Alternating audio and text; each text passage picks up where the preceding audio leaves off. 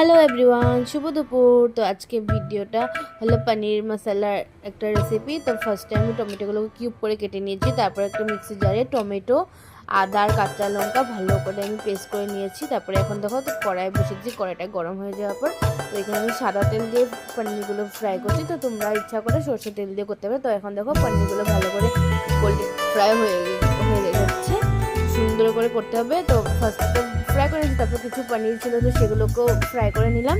তো এখন আমি সেই তেলেই করছি, তো তেল ছিল তো তার জন্য। তো এখানে আদা আর জিরা হলো দিয়ে দিলাম সোমবারে। তারপরে একটু পরে টমেটো যেটা আছে ওটাকে দিয়ে ভালো করে নাড়াচাড়া করে দেবো। তো এখন আমি যে পেস্টটা বানিয়েছিলাম টমেটোর, সেই পেস্টটা দিয়ে দিচ্ছি। তো এখন আমি এখানে হলো তোমার নুন, হলুদ, কাশ্মীরি মরিচের গুঁড়ো, জিরের গুঁড়ো আর ঝাল লঙ্কার গুঁড়ো দিয়ে দিয়েছি। তো ভালো করে এখন মিক্স করবো এটাকে কিছু সময়, 2-3 মিনিট ভালো করে মিশাবো।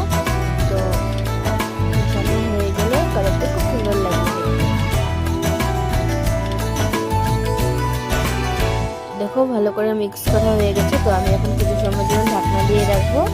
তো এটা আমি এখন কিছু সময় রেখে তো ঢাকনাটা দিলাম। দেখো তেলগুলো পুরো ছেড়ে দিয়েছে, খুব সুন্দর লাগছে না কালারটা। তারপরে আমি এখন জল দিয়ে দিচ্ছি, ভালো অল্প জল দিয়ে আবার ঢেকে দিলাম। ঢেকে দেওয়ার পর এখন পনিরগুলো দিয়ে দিচ্ছি। পনিরগুলো দিয়ে অল্প কিছুক্ষণ নাড়াবো, নাড়িয়ে বাটার, কাসুরি মেথি আর ফ্রেশ ক্রিম দিয়ে কিছুক্ষণ আবার নাড়াবো। নাড়ানোর পর দেখো আমার হলো পনির মশলাটা রেডি।